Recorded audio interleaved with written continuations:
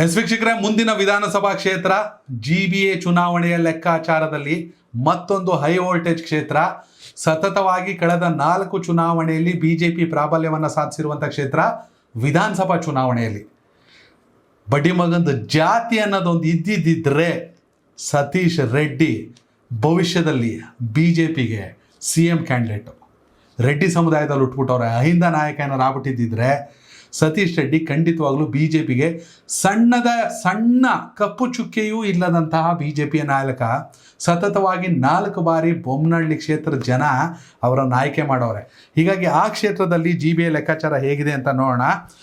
S, Bommanahalli ವಿಧಾನಸಭಾ ಕ್ಷೇತ್ರದ ವಿಚಾರಕ್ಕೆ ಬರೋದಾದರೆ BBMPಯ ಚುನಾವಣೆ ನಡೆಯುತ್ತಿದ್ದಾಗ BBMP ಅವಧಿಯಲ್ಲಿ 9 ವಾರ್ಡ್ ಇತ್ತು. ಈಗ GBA ವ್ಯಾಪ್ತಿಗೆ ಮರುವಿಂಗಡಣೆ ಆಗಿರೋದ್ರಿಂದ 20 ವಾರ್ಡ್ಗಳು ಬೊಮ್ಮನಹಳ್ಳಿ ವಿಧಾನಸಭಾ ಕ್ಷೇತ್ರದಲ್ಲಿ ಬರುತ್ತೆ. 2010 BBMP ಚುನಾವಣೆ ನಡೆದಾಗ ಮತ್ತು 2015 BBMP ಚುನಾವಣೆ ನಡೆದಾಗ ಕೂಡ ಸತೀಶ್ ರೆಡ್ಡಿ ಅವರೇ ಇಲ್ಲಿಯ ಶಾಸಕರು. 2008ರಿಂದ ಕೂಡ ಸತತವಾಗಿ ಗೆಲ್ತಾ ಬಂದಿದ್ದಾರೆ. 2015ರ BBMP ಚುನಾವಣೆ ವೇಳೆ ಸತೀಶ್ ರೆಡ್ಡಿ BJP ಅಂದರೆ ಏನೊಂದು 8 ಸ್ಥಾನಗಳನ್ನು ಗೆದ್ದಿತ್ತು 9ರಲ್ಲಿ. ಅಂದರೆ ಸತೀಶ್ ರೆಡ್ಡಿ ಪ್ರಾಬಲ್ಯ ಅಷ್ಟರ ಮಟ್ಟಿಗಿದೆ. ಕಾಂಗ್ರೆಸ್ ಕೇವಲ ಒಂದೇ ಒಂದು ವಾರ್ಡನ್ನು ಗೆದ್ದಿತ್ತು. ಅದೇ 2010ರ BBMP ಚುನಾವಣೆ ನಡೆದಾಗ ಕೂಡ BJP 8 ಸ್ಥಾನಗಳನ್ನು ಗೆದ್ದಿತ್ತು, ಕಾಂಗ್ರೆಸ್ ಕೇವಲ ಒಂದೇ ಒಂದು ವಾರ್ಡನ್ನು ಗೆದ್ದಿತ್ತು. ಅಲ್ಲಿಗೆ 90% ಆಲ್ಮೋಸ್ಟ್ ಸತೀಶ್ ರೆಡ್ಡಿ ಅವರ ಪ್ರಾಬಲ್ಯ. ಈ ಬಾರಿ ಕೂಡ ಫಸ್ಟೇ ಹೇಳೋದು ಬಿಡ್ತೀನಿ, ಬರೆದಿಟ್ಕೊಂಬಿಡಿ. 20 ವಾರ್ಡ್ಗಳಿಗೆ ಬೊಮ್ಮನಹಳ್ಳಿಯಲ್ಲಿ ಚುನಾವಣೆ ನಡೆದರೆ ಆಲ್ಮೋಸ್ಟ್ 80% BJP ಪಾಲಾಗುತ್ತೆ ಬಿಕಾಸ್ ಆಫ್ ಸತೀಶ್ ರೆಡ್ಡಿ. ಅಲ್ಲಿ ಇದ್ದಾರೆ, ನಾನು ಹೇಳ್ತೀನಿ ಖಂಡಿತವಾಗ್ಲೂ ಕಾಂಗ್ರೆಸ್ನ ಬಲಿಷ್ಠ ನಾಯಕರುಗಳು ಕೂಡ ಇದ್ದಾರೆ. 2023ರ ವಿಧಾನಸಭಾ ಚುನಾವಣೆಯಲ್ಲಿ ಸತೀಶ್ ರೆಡ್ಡಿ BJPಯಿಂದ 52.81% ಮತ, ಉಮಾಪತಿ ಶ್ರೀನಿವಾಸ್ ಗೌಡ ಕಾಂಗ್ರೆಸ್ಸಿಂದ 41.6% ಮತ ಪಡ್ಕೊಂಡಿದ್ರು. 2013ರ ವಿಧಾನಸಭಾ ಚುನಾವಣೆಯಲ್ಲಿ ಸತೀಶ್ ರೆಡ್ಡಿ BJPಯಿಂದ 49.54% ಮತ, ನಾಗಭೂಷಣ್ ಸಿ ಕಾಂಗ್ರೆಸ್ಸಿಂದ 34.74% ಮತವನ್ನು ಪಡ್ಕೊಂಡಿದ್ರು. ಎಸ್, ನಾನು ಹೇಳ್ತಿದ್ದೆ ಕಾಂಗ್ರೆಸ್ನಲ್ಲಿ ಕೂಡ ಪ್ರಬಲ ನಾಯಕರಿದ್ದಾರೆ. ಉಮಾಪತಿ ಶ್ರೀನಿವಾಸ್ ಗೌಡ ಕೂಡ ಯಂಗ್ಸ್ಟರು, ಪ್ರೊಡ್ಯೂಸರು, ದರ್ಶನ್ ಅವ್ರ ಜೊತೆ ಆದಂಥ ಕಿರಿಕಿರಿಂದಾಗಿ ಸಾಕಷ್ಟು ಅಂದರೆ ವ್ಯತ್ಯಾಸಗಳಿಂದ ಒಬ್ಬರಿಗೊಬ್ರು ಮಾತುಗಳು, ದರ್ಶನ್ ಅವರು ಹರಿಬಿಟ್ಟಂತ ಮಾತಿನಿಂದ ಸಾಕಷ್ಟು ಖ್ಯಾತಿಯನ್ನು ಪಡೆದಿದ್ರು. ಸತೀಶ್ ರೆಡ್ಡಿ ಅವರ ಜನ್ಮದಿನದ ಕಾರ್ಯಕ್ರಮ ವೇದಿಕೆ ಕೂಡ ಆಯ್ತು. ಹೌದು, ದರ್ಶನ್ ಅವರು ಬಂದು ಕೌಂಟ್ರು ಕೊಟ್ಟು ಮಾತಾಡುವಂತಹ ನಿಜ ಸನ್ನಿವೇಶ ಕೂಡ ಏರ್ಪಡ್ತು. ಹೀಗಾಗಿ ಅಲ್ಲಿ ಉಮಾಪತಿ ಶ್ರೀನಿವಾಸ್ ಗೌಡ ಅವರ ಪ್ರಾಬಲ್ಯ ಇದೆ. ಆದರೆ ಕಂಪೇರ್ ಟು ಸತೀಶ್ ರೆಡ್ಡಿ ತಕಡಿಯಲ್ಲಿ ಹೆಚ್ಚು ತೂಗದು Satish Reddy. Yes, please continue Akshay. ಈಗ ಬೊಮ್ಮನಹಳ್ಳಿ ವಿಧಾನಸಭಾ ಕ್ಷೇತ್ರದಲ್ಲಿ ಹಿಂದೆ ಇದ್ದಂತಹ 9 ವಾರ್ಡ್ಗಳ ಪೈಕಿ ನಾವು 2015ರ ಅಂದ್ರೆ ಲಾಸ್ಟ್ ಎಲೆಕ್ಷನ್ ಲೆಕ್ಕಾಚಾರವನ್ನು ನೋಡಿದ್ರೆ ಯಾರೆಲ್ಲ ಗೆದ್ದಿದ್ರು ಯಾವ ವಾರ್ಡ್ನಿಂದ ಅಂತ ಹೇಳಿ ಒಂದು ಲೆಕ್ಕಾಚಾರ ನೋಡೋಣ. HSR layout Gurumurthy Reddy BJP, Bommanahalli C Rajamohan Raju BJP, Jaraganahalli BM Shobha BJP, Puttenahalli Prabhavathi Ramesh BJP, Bilekahalli Narayan Raju BJP, Hongasandra Bharathi Ramachandra BJP, Mangammanapalya Shobha Jagadish Congress, Singasandra V Shanta BJP, Arakere Bhagyalakshmi BJP. So 2010ರಲ್ಲಿ ಕಾಂಗ್ರೆಸ್ 1 ವಾರ್ಡ್ ಗೆದ್ದಿತ್ತು ಸಿಂಗಸಂದ್ರ. ಹೌದು, ಅದನ್ನು 2015ರಲ್ಲಿ BJP ಗೆದ್ದುಕೊಳ್ತು. 2010ರಲ್ಲಿ BJP ಮಂಗಮ್ಮನಪಾಳ್ಯದಲ್ಲಿ ಗೆದ್ದಿತ್ತು. 2015ರಲ್ಲಿ ಕಾಂಗ್ರೆಸ್ಸು ಆ ವಾರ್ಡ್ ಅನ್ನ ಗೆದ್ದುಕೊಳ್ತು. ಅಂದ್ರೆ ಕಾಂಗ್ರೆಸ್ಗೆ ಇಲ್ಲಿ ಪ್ಲಸ್ ಆಗಿಲ್ಲ, ವಾರ್ಡ್ ವಾರ್ಡ್ ಆ ಕಡೆ ಈ ಕಡೆ ಆಗಿದೆ ಅಷ್ಟೇ. ಗೆದ್ದ ವಾರ್ಡ್ ಆ ಕಡೆ, ಗೆಲುವಿನ ವಿಜಯದ ವಾರ್ಡ್ ಆ ಕಡೆ ಈ ಕಡೆ ಆಗಿದೆ ಅನ್ನೋದು ಬಿಟ್ರೆ ಕಾಂಗ್ರೆಸ್ಗೆ ನಂಬರ್ ಪ್ಲಸ್ ಆಗಿಲ್ಲ. ಇನ್ನೊಂದು ಅಂಶ ಯೋಗಿಜಿ ನೀವು ಹೇಳಿದ್ರಿ, ಉಮಾಪತಿ ಶ್ರೀನಿವಾಸ್ ಗೌಡ ಕಳೆದ ಬಾರಿ ಅಚ್ಚರಿಯ ರೀತಿಯಲ್ಲಿ ಕಾಂಗ್ರೆಸ್ನ ಟಿಕೆಟ್ ಅನ್ನ ತೆಗೆದುಕೊಂಡಂತ ವ್ಯಕ್ತಿ. ಹೌದು, ವಿವಾದಗಳಿಂದ ಸುದ್ದಿಯಲ್ಲಿರ್ತಕ್ಕಂಥ ವ್ಯಕ್ತಿ. ದರ್ಶನ್ ವಿಚಾರಕ್ಕೆ ಸಂಬಂಧಪಟ್ಟ ಹಾಗೆ ದೋಸ್ತಿಗಳಿದ್ದಂಥವರು ದುಶ್ಮನ್ಗಳಾದಂತಹ ಅತ್ಯುತ್ತಮ ಉದಾಹರಣೆ ಕನ್ನಡ ಚಿತ್ರರಂಗದಲ್ಲಿ.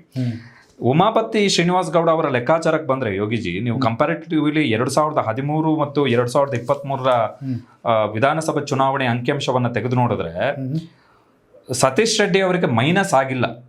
ಸತೀಶ್ ರೆಡ್ಡಿ ಅವರಿಗೆ ವೋಟ್ ಜಾಸ್ತಿ ಆಗಿದೆ. ಹೌದು, ಉಮಾಪತಿ ಶ್ರೀನಿವಾಸ್ ಗೌಡ ಅವರಿಗೆ ವೋಟ್ ಜಾಸ್ತಿ ಆಗಿದೆ, ಬಟ್ ಅದು BJP ವೋಟ್ ಅಲ್ಲ, ಅಂದ್ರೆ BJP ವಿರುದ್ಧದ ವೋಟ್ ಅಲ್ಲ. ಹೌದು, BJP ಪರವಾಗಿ ಸತೀಶ್ ರೆಡ್ಡಿ ಪರವಾಗಿ ಬೊಮ್ಮನಹಳ್ಳಿ ವಿಧಾನಸಭಾ ಕ್ಷೇತ್ರದಲ್ಲಿ ಏನು ವೋಟ್ ಬರ್ತಾ ಇತ್ತು ಅದು ಜಾಸ್ತಿ ಆಗಿದೆ. ಹೌದು, ಕಾಂಗ್ರೆಸ್ಗೆ ವೋಟ್ ಜಾಸ್ತಿ ಆಗಿದೆ, ಬಟ್ ಅದು ಹೌದು, ಬಿಜೆಪಿಯ ವಿರುದ್ಧವಾಗಿರ್ತಕ್ಕಂತಹ ಶಿಫ್ಟ್ ಆಗಿರತಕ್ಕಂಥ ವೋಟುಗಳಲ್ಲ, ಬೇರೆ ವೋಟುಗಳು, ಬೇರೆ ಪಕ್ಷಗಳ ವೋಟುಗಳೇನಿದೆ ಅದು ಮಾತ್ರ ಇಲ್ಲಿ ಕಾಂಗ್ರೆಸ್ಗೆ ಬಂದಿರುವಂತದ್ದು ಲಾಸ್ಟ್ ಎಲೆಕ್ಷನ್ ನ ಸಂದರ್ಭದಲ್ಲಿ. ಅಂದ್ರೆ ನೀವು ಹೇಳದ ಹಾಗೆ ತಕ್ಕಡಿಯ ವಿಚಾರಕ್ಕೆ ಬಂದಂತಹ ಸಂದರ್ಭದಲ್ಲಿ ಸಹಜವಾಗಿ ಉಮಾಪತಿ ಶ್ರೀನಿವಾಸ್ ಗೌಡ ಗುಡ್ ಇಲ್ಲಿ ವ್ಯಕ್ತಿಯಾಗಿ ಉಮಾಪತಿ ಶ್ರೀನಿವಾಸ್ ಗೌಡ ಅವ್ರ ಬಗ್ಗೆ ಯಾವುದೇ ನೆಗೆಟಿವ್ ಇಲ್ಲ. ದರ್ಶನ್ ವಿಚಾರದ ವ್ಯತ್ಯಾಸದಲ್ಲಿ ಒಂದಷ್ಟು ಸುದ್ದಿ ಆಗಿದ್ರಷ್ಟೇ. ಆದ್ರೆ ರಾಜಕೀಯ ಅಂತ ಬಂದಾಗ ಇನ್ನು ಉದಯೋನ್ಮುಖ ರಾಜಕಾರಣಿ ಉಮಾಪತಿ ಶ್ರೀನಿವಾಸ್ ಗೌಡ. ಸತೀಶ್ ರೆಡ್ಡಿ ಅವರ ಆ ರಾಜಕೀಯ ಆಳ ಏನಿದೆ, ಆ ಕಾನ್ಸ್ಟಿಟ್ಯೂನ್ಸಿಯಲ್ಲಿ ಅವರ ಹಿಡಿತ ಏನಿದೆ, ಹೌದು, ಅದನ್ನ ಇನ್ನೂ ಕೂಡ ಮ್ಯಾಚ್ ಮಾಡಕ್ ಆಗ್ತಾ ಇಲ್ಲ ಉಮಾಪತಿ. ಇಲ್ಲ, ನನಗೆ ಆಶ್ಚರ್ಯ ಅನ್ಸಿದ್ದು, ಅವ್ರದ್ದೊಂದು ಸಂದರ್ಶನ ಮಾಡಿದ್ದೆ ನಾನು, ಕ್ಷೇತ್ರದಲ್ಲಿ ಹೋಗಿ ಜನರನ್ನ ಮಾತಾಡ್ಸಿದ್ದೆ, ಕಾರ್ಯಕರ್ತನಲ್ಲ ಜನರನ್ನ. ವಿಧಾನಸಭಾ ಕ್ಷೇತ್ರ ಒಂದರಲ್ಲಿ ಸ್ವಂತ ಖರ್ಚಿನಿಂದ ಅತೀ ಅದ್ದೂರಿಯಾದ ಮದುವೆ ಛತ್ರವೊಂದನ್ನು ಒಬ್ಬ ಶಾಸಕ ಕಟ್ಸ್ಬಿಟ್ಟಿದ್ದಾರೆ. ಅದಕ್ಕೆ ಯಾರು ಬೇಕಾದರೂ ಉಚಿತವಾಗಿ ಹೋಗಿ ರಿಜಿಸ್ಟರ್ ಮಾಡಿ, ಏನು ಬಡವರು ನನ್ನ ಮಕ್ಕಳು ಮದುವೆ ಇದೆ ಅಂತ ಫ್ರೀ ಆಫ್ ಕಾಸ್ಟು ನಿಮಗೆ ಅಲ್ಲಿ ಮೇಂಟೆನೆನ್ಸು, ಕ್ಲೀನಿಂಗು, ನೀರು, ಕರೆಂಟ್ ಬಿಲ್ಲು ಎಲ್ಲವೂ ಕೂಡ ಶಾಸಕರದೇ. ಹಾಲ್ನ ಫ್ರೀ ಆಗಿ ತಗೋಬಹುದು. ಒಬ್ಬ ಶಾಸಕ ಒಂದು ಛತ್ರವನ್ನು ಕಟ್ಟಿಸಿ ಫ್ರೀ ಆಗಿಬಿಟ್ಟು, ಅದು ಬೆಂಗಳೂರಿನಂತ ಅದ್ದೂರಿ ಪ್ರತಿಯೊಂದಕ್ಕೂ ದುಡ್ಡನ್ನು ಲೆಕ್ಕಾಚಾರ ಮಾಡುವಂತಹ ನಗರದಲ್ಲಿ ಸತೀಶ್ ರೆಡ್ಡಿ ಕ್ಷೇತ್ರದ ಜನರಿಗೆ ಕೊಟ್ಟಿರುವಂಥ ಕೊಡುಗೆ ಅದು. ಸ್ಟಾರ್ಟಿಂಗಲ್ಲಿ ಆ ಕಡೆ ಬೊಮ್ಮನಹಳ್ಳಿ ಕಡೆ ಹೋಗ್ಬೇಕಂದ್ರೆ ಆಟೋದವರೇ ಬರ್ತಾ ಇರಲಿಲ್ಲ ಸರ್. ನಾನು ಹೆಚ್ಚು ಕಡಿಮೆ 2010 13 14 ಇದ್ದೆ. ಭಾರಿ ಕಷ್ಟ ಸೆಂಟ್ ಜಾನ್ ಸಿಗ್ನಲ್ ದಾಟ್ ಹೋಗ್ಬೇಕಂದ್ರೆ. ಬಟ್ ಇವತ್ತು one of the main city, ಏನು ಮೆಟ್ರೋಗಳು ಬಂದ ಮೇಲೆ, ಹೌದೌದೌದು. ಆಮೇಲೆ ಇನ್ನೊಂದು, ಸತೀಶ್ ರೆಡ್ಡಿ ಅವರ ಕ್ಷೇತ್ರದಲ್ಲಿ ಅದೇನೋ ಅದಕ್ಕೇನು ಹೆಸರು ಹೇಳ್ತಾರೆ ಗೊತ್ತಿಲ್ಲ, ಕನೆಕ್ಟಿವಿಟಿ ಬಸ್ಗಳು ಬಿಟ್ಟಿದ್ದಾರೆ. For the first time Bengaluru ಹಿಸ್ಟ್ರಿಯಲ್ಲಿ ಫೀಡರ್ಗಳ ಬಸ್ ಬಿಟ್ಟಿದ್ದಾರೆ. ನೀವು ಎಲ್ಲಿಂದೋ ಎಲ್ಲಿಗೆ ಹೋಗ್ಬೇಕಂದ್ರೆ ಆಟೋ ಹತ್ಬೇಕಾಗಿಲ್ಲ, ಪಬ್ಲಿಕ್ ಟ್ರಾನ್ಸ್ಪೋರ್ಟ್ ಓಡಾಡ್ತಾ ಇರುತ್ತೆ. ಓಡಾಡ್ಬಿಟ್ಟು ಒಂದು ಜಂಕ್ಷನ್ಗೆ ಇಳ್ಕೋಬೋದು, ಅಲ್ಲಿಂದ ಪಬ್ಲಿಕ್ ಟ್ರಾನ್ಸ್ಪೋರ್ಟ್ ಮೇನ್ ಯಾವ್ದು ಸಿಗುತ್ತೆ ಹತ್ಕೊಂಡು ಹೋಗ್ಬೋದು. ಸಾಕಷ್ಟು ಇದೆ. ಆಮೇಲೆ ಕಸ ವಿಲೇವಾರಿ ವಿಚಾರದಲ್ಲಿ ಸತೀಶ್ ರೆಡ್ಡಿ ಮಾಡಿರುವಂಥದ್ದು ಏಷ್ಯಾದಲ್ಲೇ ಉದಾಹರಣೆ ಕೊಡುವಂಥ ಕ್ಷೇತ್ರ. ಏಷ್ಯಾ ಖಂಡದಲ್ಲೇ ಸಾಕಷ್ಟು ಕೆಲಸಗಳನ್ನ ಮಾಡಿದ್ದಾರೆ. ಬಟ್ ಅದಕ್ಕೆ ಜನ ಸತತವಾಗಿ ಕೆಲಸ ಬರ್ತಿರೋದು. ನಾನು ಹೇಳಿದ್ನಲ್ಲ ಮೊದಲೇ, ಜಾತಿ ಲೆಕ್ಕಾಚಾರ ಇಲ್ಲ. ಐಂದ ನಾಯಕ ಆಗ್ಬಿಟ್ಟಿದ್ರೆ ಬಿಜೆಪಿ ಮಿನಿಸ್ಟರ್ ಆಗ್ಬಿಡ್ಬೇಕಿತ್ತು, DCM ಆಗ್ಬಿಡ್ಬೇಕಿತ್ತು. ಬೊಮ್ಮಾಯಿ ಯಡಿಯೂರಪ್ಪನ ಅವಧಿಯಲ್ಲಿ ಇವ್ರಿಗೆ ಹೆಸರು ಕೇಳಿ ಬಂತು. ಹೌದು, ತುಂಬಾ ಮುನ್ನೆಲೆಗೆ ಬಂತು. ಸತೀಶ್ ರೆಡ್ಡಿ ಅವರ ಹೆಸರು ಸಾಕಷ್ಟು ಮುನ್ನೆಲೆಗೆ ಬಂತು, ಬಟ್ ಆಗ್ಲಿಲ್ಲ. ಬಟ್ ಅವರ ಹಿಡಿತ ಅಂತೂ ಕಂಪ್ಲೀಟ್ ಖಂಡಿತ ಇದೆ. ಎಸ್, ಏನೋ 20 ವಾರ್ಡ್ಗಳಾಗಿದ್ದಾರೆ. ಹೆಸರನ್ನ ಕ್ವಿಕ್ ಆಗಿ ಹೇಳ್ಬಿಡ್ತೀನಿ. ಜರಗನಹಳ್ಳಿ ಸಾಮಾನ್ಯ, ಕೆಂಗಲ್ ಹನುಮಂತಯ್ಯ ಸಾಮಾನ್ಯ ಮಹಿಳೆ, ಕೆಂಗಲ್ ಹನುಮಂತಯ್ಯ ದಕ್ಷಿಣ, ಪುಟ್ಟೇನಹಳ್ಳಿ ಹಿಂದುಳಿದ ವರ್ಗ ಎ, ದೊರೆಸಾನಿಪಾಳ್ಯ ಸಾಮಾನ್ಯ ಮಹಿಳೆ, ಹುಳಿಮಾವು ಸಾಮಾನ್ಯ ಮಹಿಳೆ, ಅರಕೆರೆ ಸಾಮಾನ್ಯ ಮಹಿಳೆ, ವಿಜಯ ಬ್ಯಾಂಕ್ ಸಾಮಾನ್ಯ ಮಹಿಳೆ, ಬಿಳೇಕಹಳ್ಳಿ